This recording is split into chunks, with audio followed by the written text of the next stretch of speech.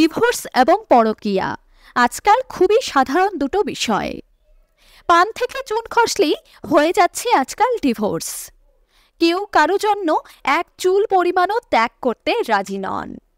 আবার কেউ কেউ সমাজের ভয়ে বিয়ে ভাঙার সাহস তো করেন না ঠিকই, কিন্তু জড়িয়ে পড়েন আরেকটি অবৈধ সম্পর্কে।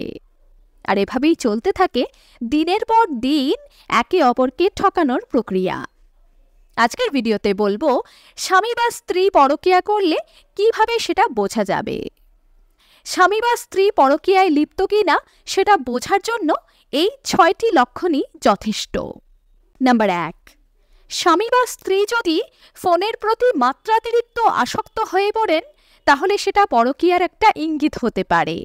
আর শুধু এটাই নয়, সোশ্যাল মিডিয়ায় খুব বেশি অ্যাক্টিভ থাকা, ফোনের পাসওয়ার্ড গোপন রাখা, রাত বিরেতে মেসেজ করা, ফোন এলে আড়ালে গিয়ে কথা বলা ইত্যাদি লক্ষণ পরকীয়ার দিকে ইশারা করে। নাম্বার 2, আপনার স্বামী বা স্ত্রী যদি আজকাল অকারণে রাগ করেন, আপনার উপর খিটখিট করেন, আপনার সাথে কথা বলতেও যেন তার বিরক্ত লাগে, এমন ভাব যদি তার মধ্যে দেখতে পান তাহলে তাকে একটু সময় নিয়ে অবজার্ভ করুন। এটা হতে পারে পরকীয়া। মোট কথা, যে অস্বাভাবিক আচরণগুলো আগে তার মধ্যে ছিল না অথচ এখন দেখতে পাচ্ছেন, এমনটা হলে অবশ্যই নিজের চোখ কান খোলা রাখুন।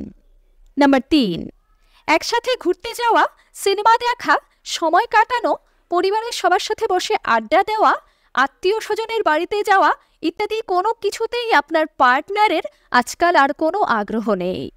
আপনি সময় চাইলে নানান অজুহাত দেখিয়ে কেটে পড়ে।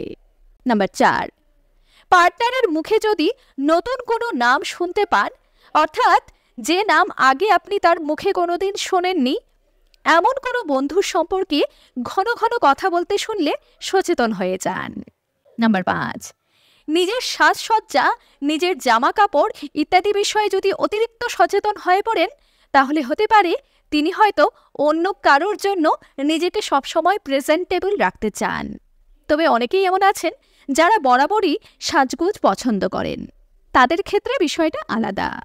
নাম্বার 6, স্বামী হলে স্ত্রী বাপের বাড়ি যাবে শুনলে আর স্ত্রী হলে স্বামী অফিস ট্যুরে বাইরে যাবে শুনলে খুব খুশি হয়, কারণ সেই সুযোগে তারা তাদের অবৈধ প্রেম পর্ব চালাতে পারবে।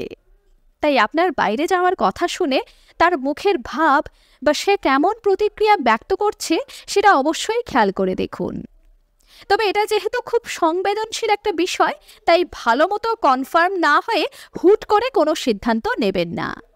আগে ভালো মতো যাচাই করুন, তারপরেই সিদ্ধান্ত নিন।